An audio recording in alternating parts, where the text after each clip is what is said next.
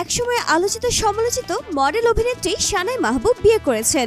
সম্প্রতি বিয়ের পিঁড়িতে বসেছেন তিনি। পরিবার নিয়ে সারা বছর ঢাকায় থাকলেও সানাইয়ের বিয়েটা হয়েছে তাদের গ্রামের বাড়ি নীলফামারী শহরের বাবুপাড়ায়। তার আগে গোপনে সেরেছেন গায়ে হলুদের অনুষ্ঠান। একজন ব্যাংকারকে বিয়ে করেছেন সানাই। পাত্র আবু সালেহ মুসা একটি বেসরকারি ব্যাংকে কর্মরত আছেন বলে জানা গেছে।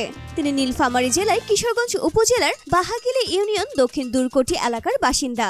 সাবেক এক মন্ত্রীকে বিয়ে করছেন সানাই। 2019 সালে এমন খবর প্রকাশ পেয়েছিল। সেই সময় এই অভিনেত্রী নিজেই সে খবরের সত্যতা নিশ্চিত করেছিলেন। তখন সেই সাবেক মন্ত্রীর সাথে বাগদান হওয়ার কথাও জানিয়েছিলেন সানাই। এরপর সে বিয়ে নিয়ে কিছু আর শোনা যায়নি। এর 3 বছর পর আবার বিয়ের পিঁড়িতে বসলেন এই অভিনেত্রী। সানাই মিডিয়ার কাজে চেয়ে অন্যান্য ব্যক্তিজীবন নিয়ে বেশি আলোচিত সমালোচিত ছিলেন। তবে 2021 সালে অভিনয় ছেড়ে দেওয়ার ঘোষণা দিয়েছিলেন সানাই। তারপর থেকে আর আলোচনায় নেই তিনি। সামাজিক যোগাযোগ মাধ্যমে সচল থাকলেও আগের মতো আর দেখা যায়নি তাকে।